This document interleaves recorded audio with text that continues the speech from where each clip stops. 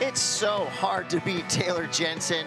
He did just that. Let's take a trip through finals day with Ellice-Flint. Yeah, well, in that first quarterfinal, Stephen Sawyer had such a good front run on those lefts, but this long right-hander with that particular heels, this really now brought him back in the game as that tide started to move in, and it was that risk, the fact that he put it all on the line, and the judges really recognized the degree of difficulty and the functionality of doing that radical nose ride through the pocket on heels, but also mixing it up with that rail work.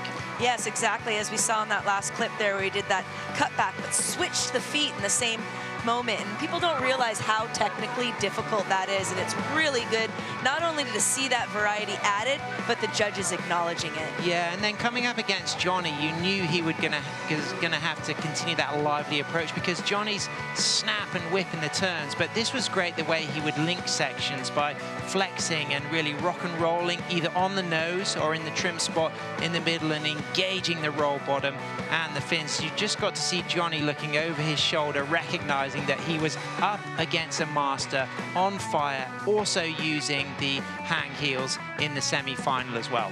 Johnny was hungry for it too. You could feel that all event long. I mean, a big result for our quarterfinalists, for our semifinalists, but for Ellice-Flint, any doubt that he had in himself before this event has got to be washed away because, again, Taylor Jensen is going to be the hardest guy to beat here in Huntington Beach. Yeah. So achieving that's a huge momentum push for Kai as he heads back home to Australia. And Taylor was on fire, and you knew that he would have that combination of patience when it was necessary, but being active and busy. And Taylor had such a good start. The way he reads waves and finds scores and turns what looks to be like a marginal wave into a high-scoring ride is absolutely outstanding, Carla. Yeah, I found it really interesting how he was able to make it into those inside reforms quite often, and it made you kind of wonder if his size really helped kind of propel him into those sections where some of the people weren't able to find it. But as you said, the heels there from Ellice-Flint and that variety and that dedication to the purist style, I think really was acknowledged, and he saw it through.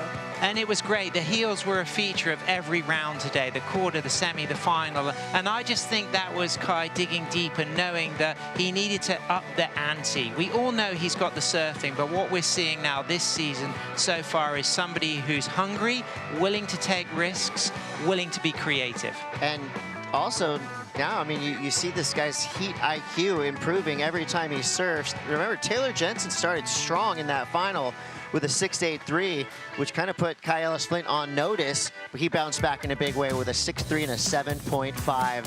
So congratulations to all of our finalists, especially Ellice-Flint, who will be our world #1 heading to the next event, Bells Beach in Australia. It's going to be real fun to see what both of these surfers do next. If we know anything about Taylor Jensen, he'll be back. You know, he'll be fighting hard to get back into the final.